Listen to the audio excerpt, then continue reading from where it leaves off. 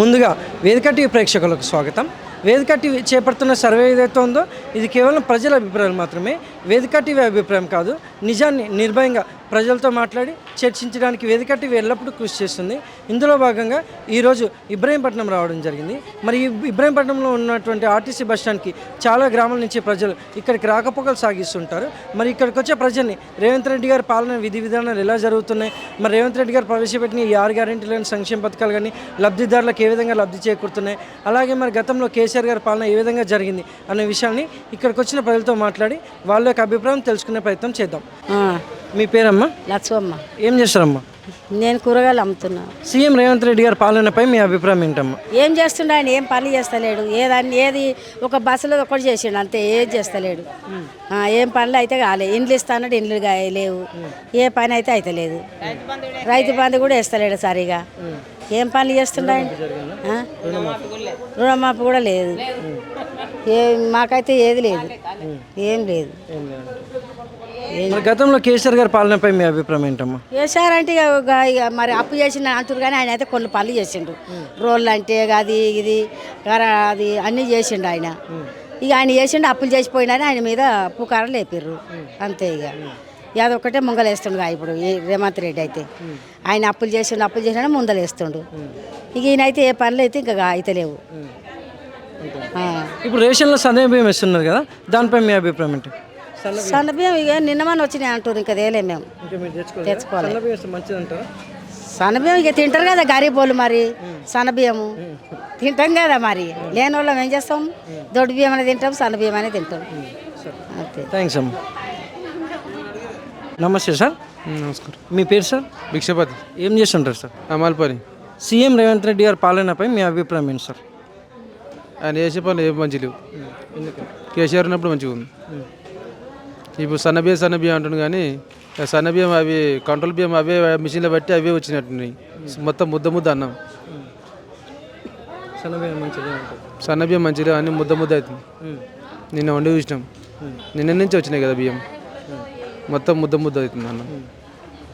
అవి కుక్కలకు వచ్చిన పందులకు వచ్చిన ఒకటే, మనుషులు తిన్న ఒకటి. మనుషులు తింటారు అవి, పందులు తింటాయి. కానీ మరి గతంలో కేసీఆర్ గారి పాలనపై మీ అభిప్రాయం ఏంటి సార్? కేసీఆర్ ఉన్నప్పుడు జర మంచిగా ఉండే. ఈయన వచ్చిన సార్ జర మరీ ఘోరమైంది. పరిస్థితులు కింద మీద ఉన్నాయి. Thank you sir. నమస్తే సార్. నమస్తే. మీ పేరు సార్? సైదుల్. ఏం చేస్తుంటారు సార్? మేము వ్యవసాయం చేసుకున్నాం సార్. సీఎం రేవంత్ రెడ్డి గారి పాలనపై మీ అభిప్రాయం ఏంటి సార్? రేవంత్ రెడ్డిది మంచిగానే ఉంది సార్. మాకైతే మంచిగానే ఉంది. ఇంకా వేరే సంగతి వదిలేసి ఏ విధంగానైనా మాకు మంచిగానే ఉంది. అంత బాగానే ఉంది. మరి గతంలో కేసీఆర్ గారి పాలనపై మీ అభిప్రాయం ఏంటి సార్?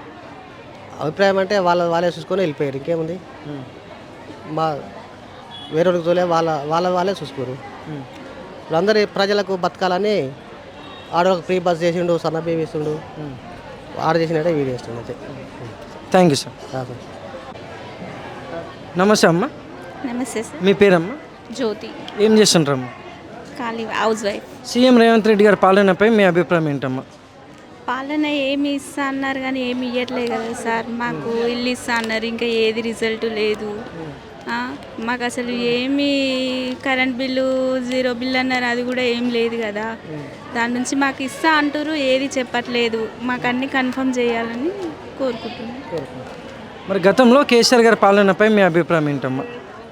కేసీఆర్ పాలన అన్నీ మంచిగా చేసింది సార్. కాకపోతే జాబ్లు అనేటివి ఏం లేవు. చదువుకొని నిరుద్యోగులకు మిగిలిపోయినాం. ఒక జాబ్ చేసినుంటే సార్ పరిపాలన మంచిగా ఉండేది.